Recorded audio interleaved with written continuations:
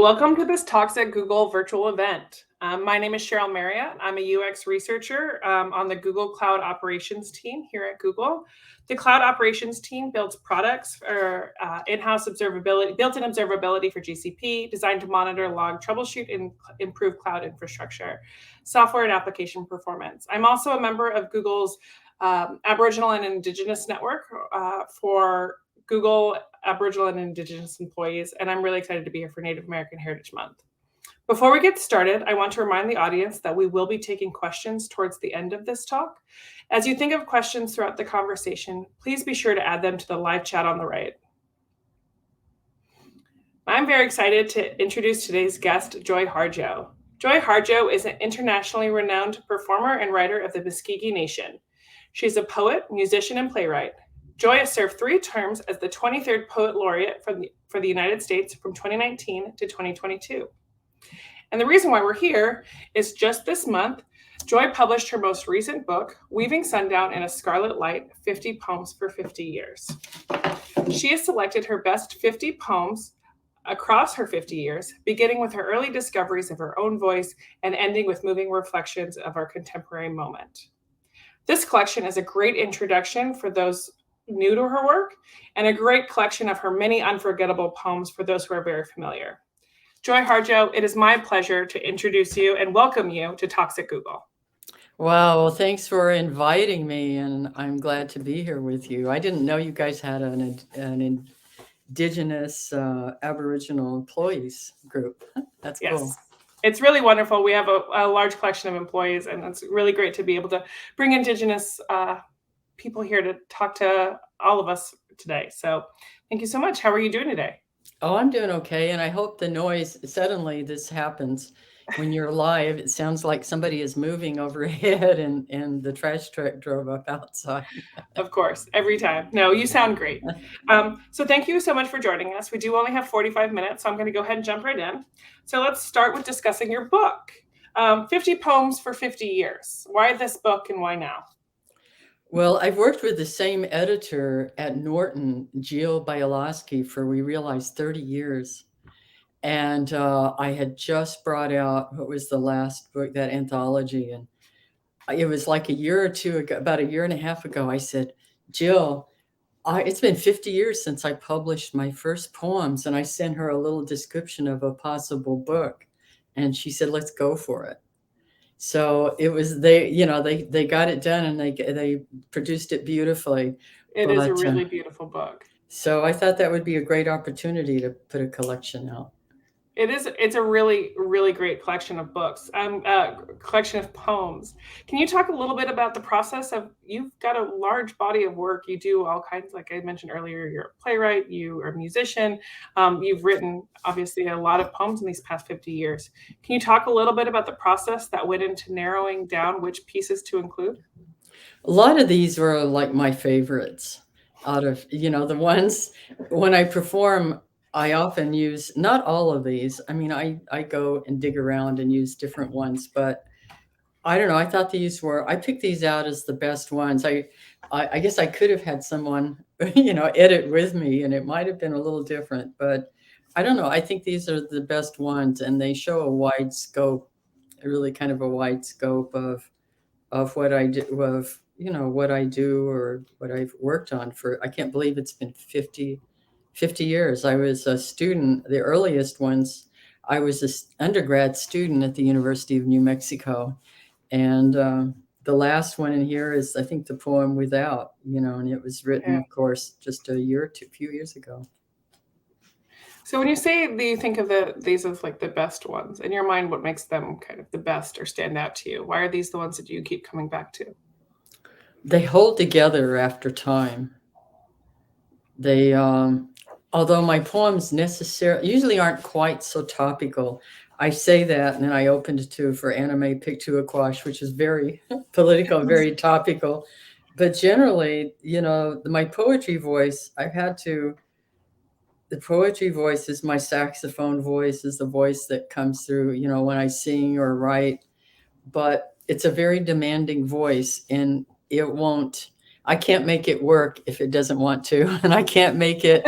I've tried to be very, use certain forms that everybody is using, or kind of added, coping attitude, copping attitude, excuse me, copping attitude. I added an E on it, or copping attitude in a way I that's followed you. not, You're good. yeah, that's not me or not my voice, and it doesn't quite work. I just have to go with the quality of its sound, and listen, and I think that even in the very beginning it was there. I've had students come up, or you hear them say, even, if you're on saxophone, how do you find your voice? How do you get your voice? And I think your voice is just there. It just sometimes it needs a little structure to balance on, or a little bit of training, or some structure or training or practice, so it can find a way to stand. That's really beautiful. Thank you. I really love when you're talking a lot about kind of your voice and that structure that you that other people may need. That your work has obviously evolved over time. So, how would you say that? Again, this is 50 poems for 50 years, and one of the things that you alluded to is that your first poem is from when you were an undergrad, and your most recent is from about a year ago. How has your voice evolved over time? It's a little more patient. When I when I first started writing poetry, I was an undergrad student working at the Native Center and was researching Native art, actually. And I had a full load, and I was raising children alone, pretty much alone most of the time. And so the earliest poems are pretty small and contained, like the last song that opens it. I have others that were just small. They weren't really fully realized. And then as you go along, I think they just become more used to. I wouldn't let a poem go. I had a rule that I had to finish it before I would get up. I could not let it go. I mean, I could get up and walk around, but I had to finish it in one take. And now a poem can sit. Found the last poem was, I was looking through notes trying to find something, and I found this poem idea from 10 years ago, and I thought, whoa, there's a poem. Why did I just leave that? And I pulled it out, and then I finished it. But when I was younger, I didn't think I could do that. And now some poems just take time, or I have to sit with them. I do a lot of revision, even with the small ones when I first started, just to make it right, just to make it sit right. That's interesting. So when you think about these ideas, you said recently that you've had a poem that you found an idea for about 10 years ago, and when you were younger, kind of sat down, read them. Where do these ideas come from for you? What are things that you find inspiration from? I mean, who knows where poetry comes from, except that you make them out of, I think you make them out of history, just your pieces of your experience, history, personal experience. I have a new poem that's not in here that I took from seeing a photograph in the New York Times. And there was a story in that photograph. And I took on the voice of one of the speakers who was not seen in the photograph because she was killed. So the poems can be, a lot of people assume the speaker of a poem is the poet, and a poet runs around, it's not always, it is not always the personal, not always the personal speaker. I have a poem, Rabbit is Up to Tricks. Yeah. It's another kind of voice, it's not necessarily me speaking, it's the storyteller voice speaking.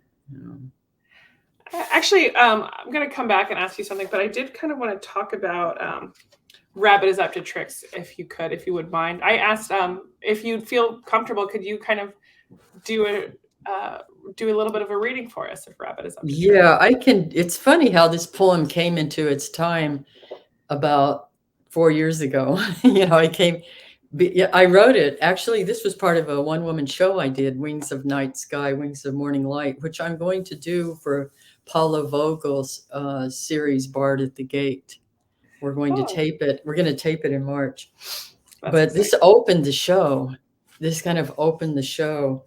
And the show is really a healing story about how a character, Redbird, has to go back through all of the traumatic parts in her life where she had lost parts of herself and gather them together.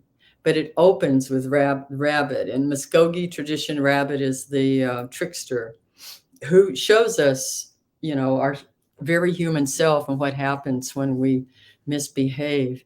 And yet in all of our cultures, we have tricksters or clowns, and they usually are somewhere near the seat of power. And we've witnessed in our time, in recent times, how sometimes the trickster in the most strangest of times wind up sitting in the seat of power. And they're there. They are near the seat of power. I forgot this part because we need to be reminded. Anyone who holds power needs to be reminded that it doesn't belong to them. Yes. It's there to be shared. Yeah. Rabbit is up to tricks. I'll read it. Thank In you. a world long before this one, there was enough for everyone until somebody got out of line. We heard it was Rabbit, fooling around with clay in the wind.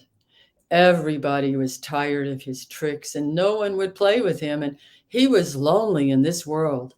So Rabbit thought to make a person, and when he blew into the mouth of that crude figure to see what would happen, the clay man stood up. Rabbit showed the clay man how to steal a chicken.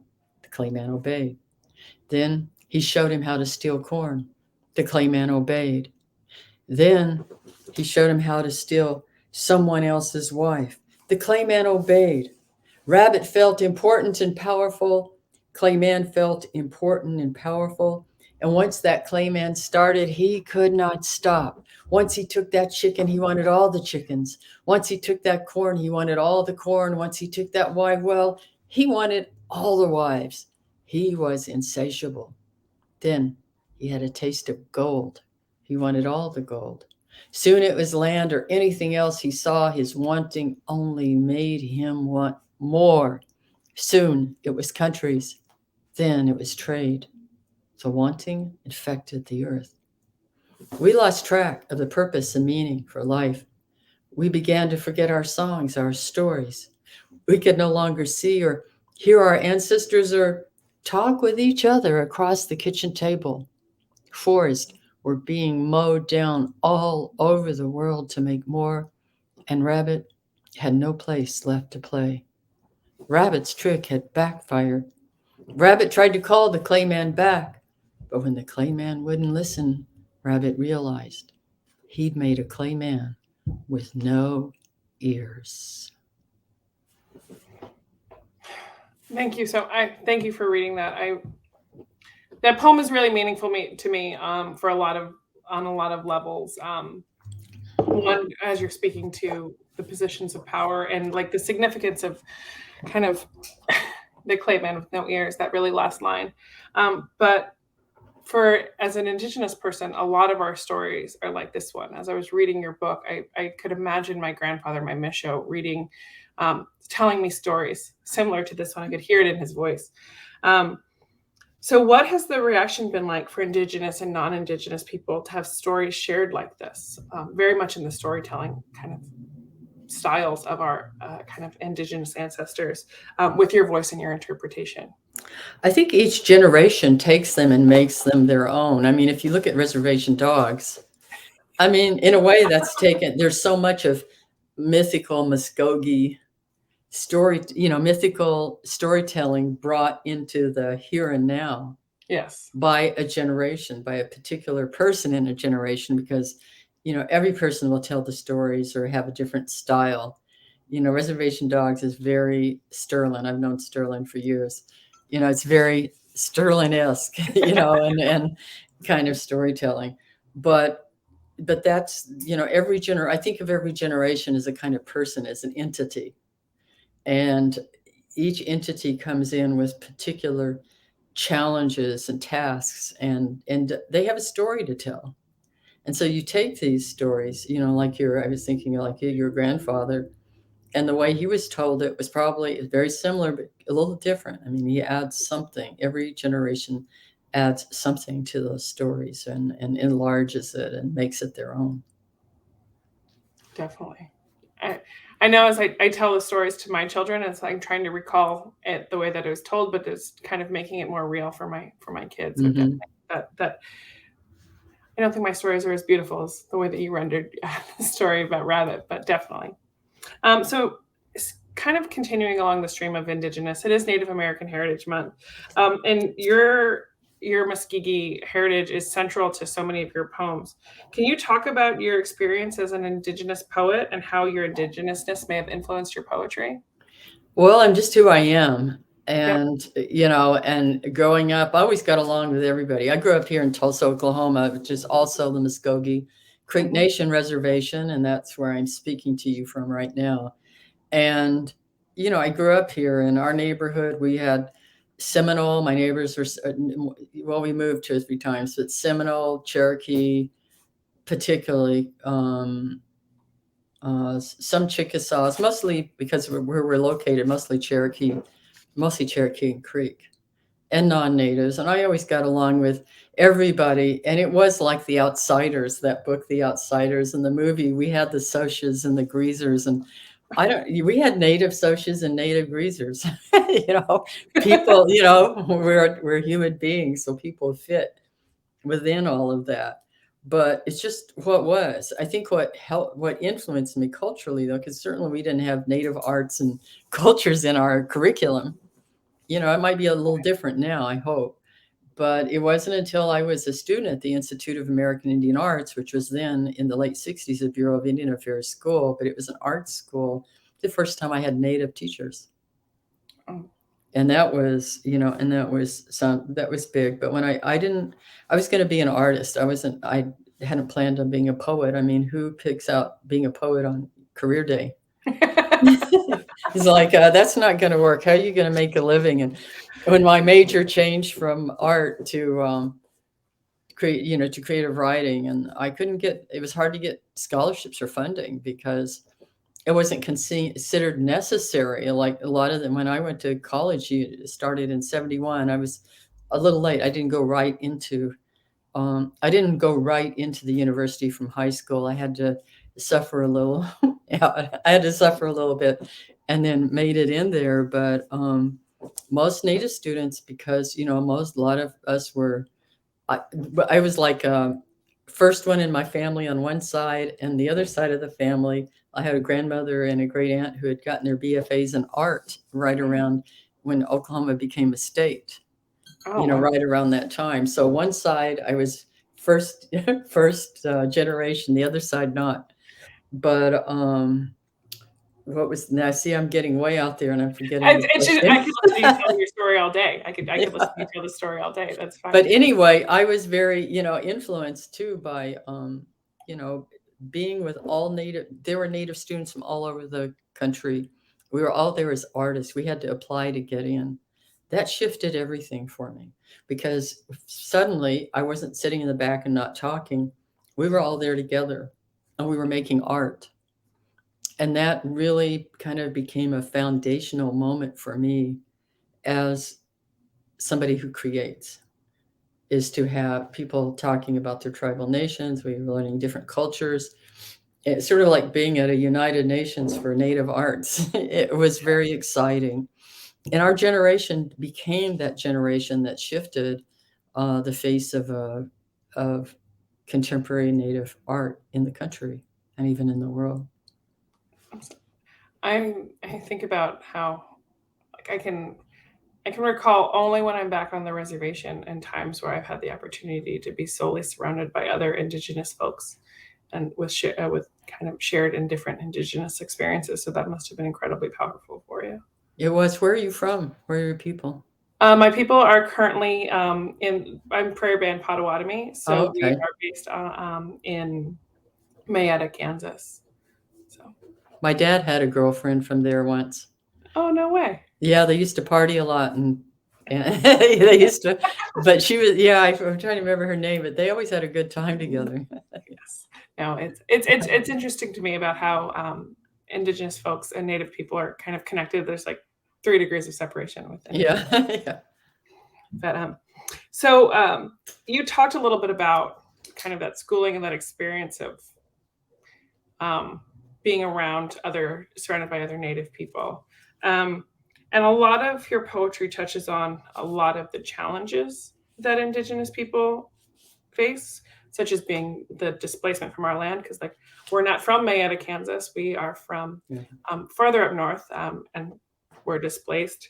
You talked about residential schools, colonialism.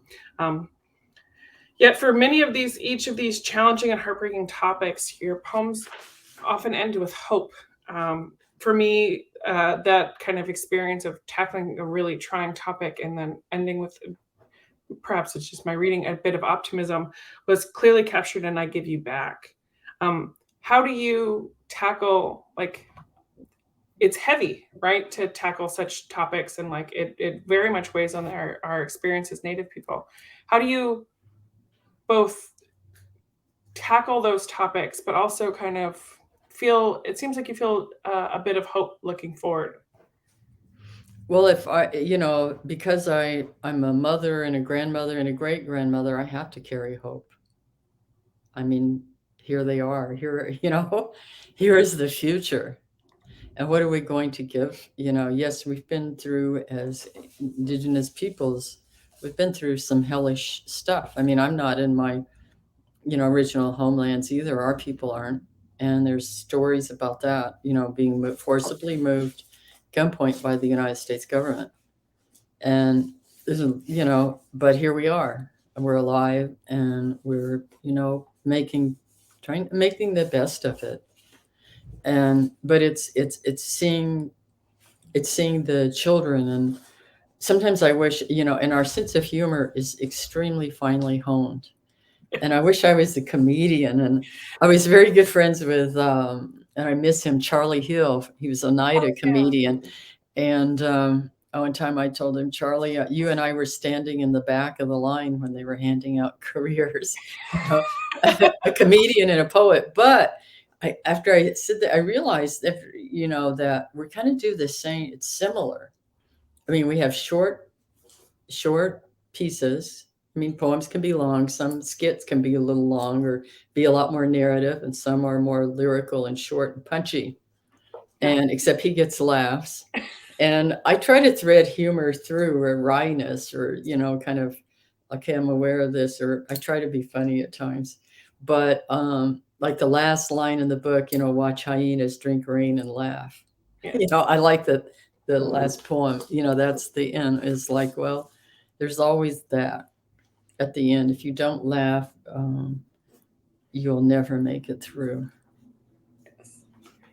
I appreciate that. I definitely appreciate that levity when going through, and yes, I'm laughing about, because I'm thinking about Charlie Hill right now. Yeah. But it's definitely interesting, because it sounds like there's like all of these approaches, are going back to what we were talking about earlier, all these different approaches to kind of sharing about the Native experience. And I feel like a lot lately, when we talk about Indigenous issues, a lot of it is really negative. About like a lot of the suffering that Indigenous folks have done. So I really appreciate any opportunity that we have to talk about it, Native joy. So I do appreciate that you can end a lot of your work on, or sprinkle it throughout, even when you're talking about really challenging topics. And I think that's probably something that is general. It'd be a generalization, is true in a lot of Native creation, or Native, like reservation dogs. It's hilarious and horrible at the same time, and grungy and so on. But I think that's true. If you were to really look at a lot, there's always some kind of commentary with a little bit of levity going on, often in the deepest, darkest places. You have to find a sense of humor in it, right? Yeah.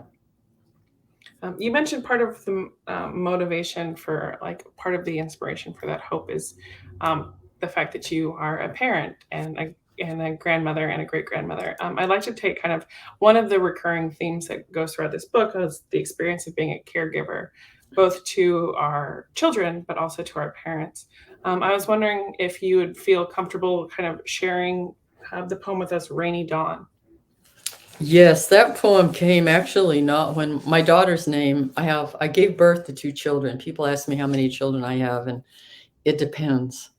I have 2 children I gave birth to, 2 stepchildren I've had almost since the beginning. They're the same ages literally as my children, and pretty much. And then I have 5 children and that I've had for 10 years, but then I have others I've acquired along the way, poetry children, and then grandchildren and great grandchildren. But yeah, so I wrote that poem. So poems they're like songs. You can make songs. I think of this as my song for bringing rain, and it can work.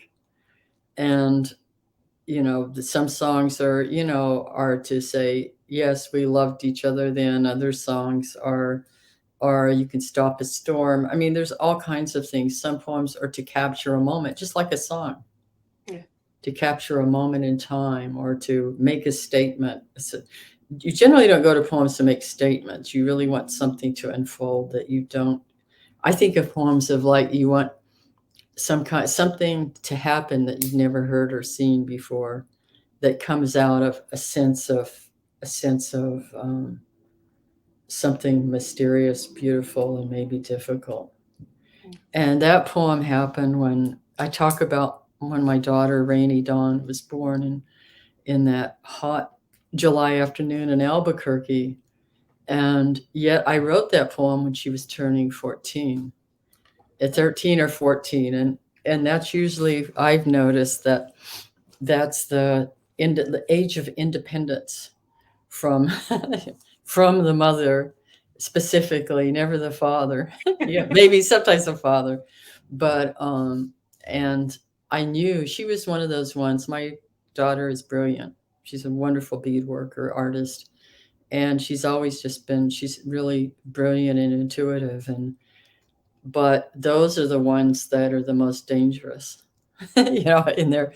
And I knew, and she was very quiet, did well in school, but I knew it was coming. And so I wrote the poem to kind of cement down like this love and say, here, you were born. There's meaning around you being born, and you're one of us. And let's not forget this. Let's hold all this together despite the story that is going to unfold. And so the poem became a harbor, a place to say, okay, you're with us. That day you were born. Let me see. And then my favorite part is when it builds up to you were born. Let's see, a chrysalis from my body. What I can find it real quick. I would read those last few. Here it is, the last. And when you were born, as I talk about her that day and right when she's about to be born, and about how I had to let go at birth. Is the kind of letting go of. You can be a letting go of a dream, of being letting go of something that is so much a part of you, which can be hard for a mother of a teenager, or something, to be able to let them go and make their own mistakes. And let you go as I am letting you go once more into this ceremony of the living. And when you were born, I held you wet and unfolding, like a butterfly newly born from the chrysalis of my body, and breathed with you as you breathed your first breath. Then was your promise to take it on, like the rest of us, this immense journey for love, for rain. And I didn't know I was going to write that. I mean, that's the magic of writing. You're writing along, and then this stuff starts unfolding, and you kind of follow it. And that's the magic. I love that. I love that metaphor, the chrysalis of my body. It's really beautiful sentiment. One of the reasons why I asked you to read this is kind of to share this. Like sometimes our ancestors bring us things right when we need them. And I would include the experience of reading your book when I was going through a particularly difficult time. As you were talking about it, I was feeling myself getting misty-eyed, particularly difficult time being a parent. Your poem brought me back to my own experiences, bringing my children into the world, with my own experiences of my ancestors bringing them their names. Mm-hmm. Your experience as a parent, you mentioned that a little earlier, was kind of a bit of a challenge. You were kind of a professional poet and a single mother to 2 children. And as you said, you just acquired more children along the way. For those of us struggling with both the challenge of caregiving and career, what advice would you give? What got you through these rough parts, especially since so much beauty came out of these challenges with these poems? Oh man, I don't know where to start with that, except that I've noticed, yeah, the caregiving part.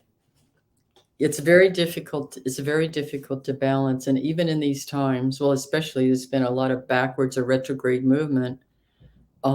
It's not usual in most cultures in the world for women to have careers and be able to move freely as their male counterparts.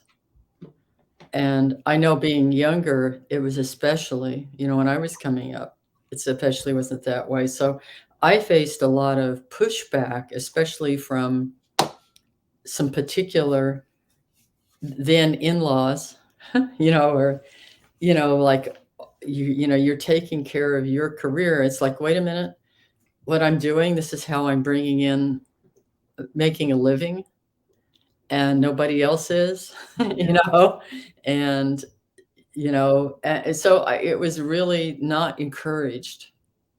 It was not encouraged. It was seen, with publishing and doing that, it appeared to be time I was taking away from being a mother.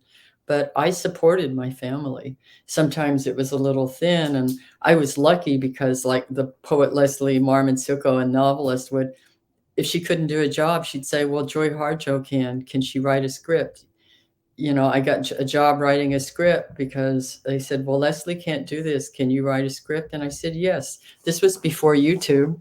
But, I found a way it was exciting, and I wrote scripts. I found my way to, and then that's how I started doing teaching jobs because, to make a living. But I also, I enjoyed that process of helping others find their way through literature or through writing.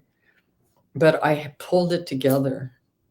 But for a woman to be doing what I was doing, it just wasn't the ordinary thing. And then I think children, they want to fit in with everybody else. And I know as a mother, I didn't fit in with everybody else. I still don't fit in with I still don't fit in with, I just do what I do. And I've had to follow that. And that sometimes it's difficult to do that. But a lot falls on the shoulders of women. I mean, even now I do what I do, but I take care of all the birthdays. I mean, I have responsibilities in my community and in my family, a lot more than, say, and I'm not saying men don't have responsibilities, but I have watched it where I've worked with musicians, and they'll have wives and people cooking for them, and they're not having to worry about doing laundry and taking care of things and getting kids to school and back and to all of these things. They don't worry about that. They're just creating. And I thought about that, and sometimes it's so hard to get that time we need for ourselves because So yeah. how do you make that time for that emotional, that invisible labor of like remembering birthdays, and like somebody has to remember the birthday presents, and somebody has to remember Yes. the schedule, and like what homework is due, and all of those things. And it definitely kind of fills the brain a little bit. How have you found success, kind of, or learning in progress, for kind of balancing those kind of different types of emotional labor that you go through with both family and poetry? It's not easy. And I've not found any tricks. I did move to Hawaii for about 11 years, so I was Oh, that's nice. 2,500. No, I was back and forth a lot. It doesn't end, that kind of thing. Then I could get a flight for a couple $100, but that was way back. I couldn't do that now. Back then I could go back and forth all the time. I went back and forth all the time. Yeah. And my children were grown. But even then, it doesn't end. It really doesn't end. And what you have to do is I have to map out. Even I have to do that because there's a lot on me, a lot of obligations. And I have 3 books. I have this book out. I had a book come out in October, and I have another one coming out in March, a children's book. And I'm working on music, and I've been traveling, and it's important that we have to get, and it's harder for women to do. We have to get time for ourselves because we also have this community. I have a lot of community responsibilities too, but nothing is going to work if you're not taking care of yourself. So it's still a fight sometimes to make that time. Even if it's 10 minutes, sometimes I think even 10 minutes shows the commitment It's like working out at the gym. Even you have to keep consistent. So it's important to take consistent time for yourself. And whatever that means, it might be working out, it might be walking, it might being outside, it might be writing for 10, 15 minutes in your journal, half an hour. Blocking some time. Yeah, you have to do that. Yeah. Thank you. So speaking of blocking some time, you've included a tremendous amount of detail about about each of these poems in the back of the book and the notes section, kind of contextualizing each poem and giving each reader insight. What motivated you to include these kind of additional insights, these little vignettes, these little and kind of little pockets of you in addition to just the poems? Because it's sort of like, I think of it as, it's when I perform, I often talk like I'm talking now. I just talk, about what's related. I'm the person that sat in the back and wouldn't say anything. You see what happens is, now I talk too much.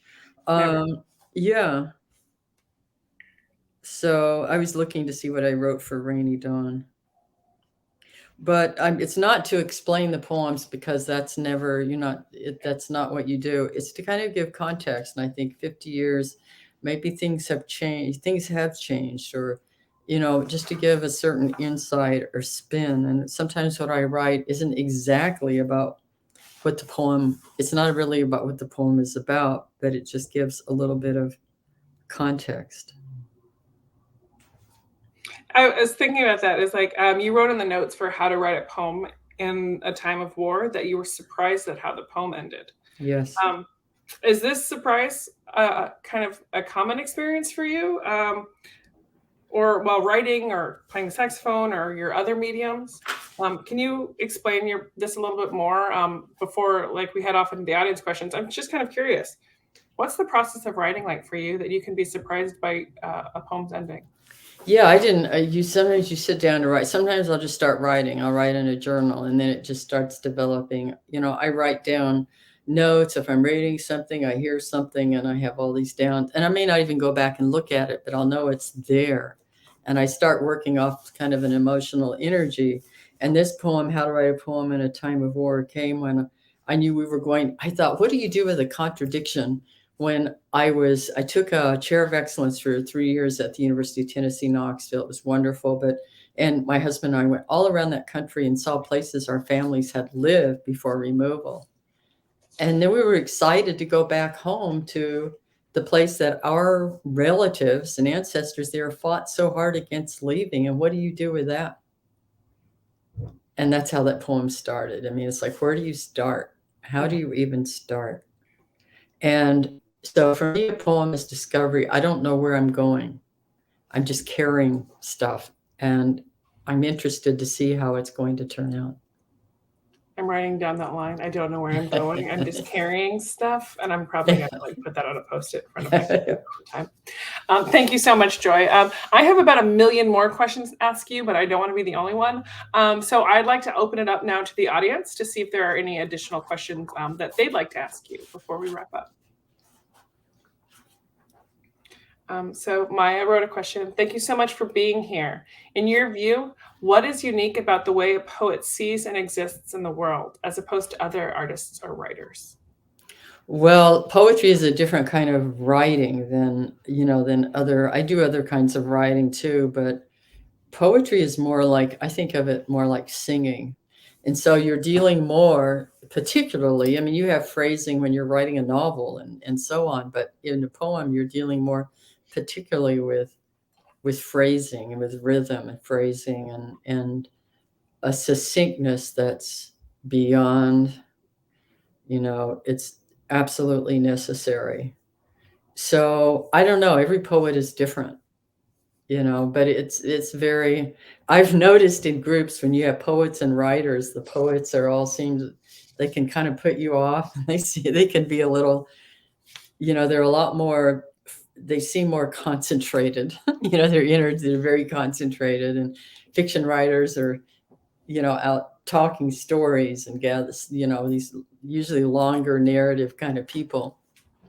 That's the difference. Although I remember telling the artist, Jean Quick to See Smith, one time when I said, because I started out in painting, and that's my plan, is to go back to painting. Is I told her, you paint like a writer. If you see her work, you'll know what I mean. And I said, and I write like a painter. Yeah. I definitely noticed that both in your storytelling and the art that you create, but also kind of the way many of your works kind of splash along the page and move around the page. So that's wonderful. Thank you. Next question. Lauren says, "Thank you so much for bringing poetry to Google. What do you think? What do you think poetry can bring to business and the workplace?" Well, I think it can bring, certainly it brings another way of speaking and thinking that can open up. It can open up the imagination. It can open up doorways to considering problems and considering things, in another kind of way. I remember at one point I went to, I knew somebody who invited me in. They were teaching winter term at Harvard in federal Indian law. And they brought me in, and I could take a poem and talk about federal Indian law, particular aspects of federal Indian law based on a poem. And so it works. It can work both ways like that. I love that. That's really awesome. I hadn't thought about that at all. Okay, I think we have one more question. Thank you so much, Joy. Ryan says, "Indigenous knowledge is new knowledge. How can we consistently remember this and ground our work in new knowledge while working to further innovation here at Google?" Okay, I like that. I can see that. It makes sense now because it's new, but with new With the knowledge. new, Yeah, with the K, yeah. like it's new. And it makes me think about the relationship of new with knowledge, another K in. Yeah, let's see. I consistently remember this. And well, there's knowledge roots I think about, and you think about this country we're in, and you think about how our knowledge isn't just the human mind. The human mind is relatively small when you think of the earth and the universe. And so it seems to me that knowledge is about gaining, it's about rooting and moving with structure out into exciting, new, and unknown forms. But they all have a basis. If you look at any design, you can find the basis for that design somewhere in the natural world. And I don't know, there's more. That question could take up the whole session and more. So, but We'll start with that. No, yeah. You're absolutely right about the grounding and the roots to all of our insights. Thank you. Well, thank you everybody for your questions. I'm sure that there are 1,000 more. I know I have so many questions. We mentioned this earlier, and a few of these questions are kind of related to Google. So I do want to kind of ask one more question, just about one of the poems in your book. You have for calling the spirit back from wandering the earth in its human feet, and this is kind of going to be my last question. One of the elements of this poem that I found so interesting was that it calls to us to step away from technology. And as a Googler, we're pretty enmeshed in technology. What advice would you give to many of us, for those of us that are so deeply, and I feel like as time goes on, there's even more technology and even more kind of things to distract us and pull us away from that grounding, those roots that we were just talking about. What advice would you give, other than obviously read this poem, because I've sent it to everybody I know? What other advice would you give to so many of us Googlers? Well, in order to see it, you have to stand away from it, because you can get so enmeshed in whether it's technology or a problem or a certain way of seeing something. You can get so enmeshed that you lose your way, or you can't see your way out, or it steals you away. It kind of steals your spirit away. And it's important to keep a hold of yourself and to remember who you are and why you're doing what you're doing. And go back to the roots, because there you can find new starts at the roots. So it's important to shift your point of view. I used to have students go out and do something absolutely different than they've never done in their lives. I had to be careful with that. So, if they were we're in a book all day, I'd make them go to a gym or, go to a fitness training show or do something, something just totally Out of their outside. element, yeah. Yeah, out of their element. And I think the same thing, because you have to look at what, as humans, we story gather. I tried to figure out what use humans are in this universe, in this earth, and I haven't figured it out yet to the earth plane, except that we story gather and innovate. I mean, innovation is part of it, but you won't get very far unless you're rooted, or you have, rooted, and you have respect. You have respect for yourself and respect for what you're doing, and have a sense of where, and have the intention is important too. What is your intention? Thank you so much for that. It's definitely something that I'm going to carry with me, and I hope everybody watching this does too.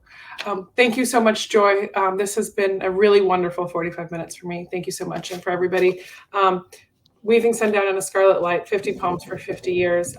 If you're familiar or not, I strongly recommend reading this book. I think everybody will find something to really connect with. Thank you, Joy, so much for being with us. Thank you, Cheryl. Appreciate it.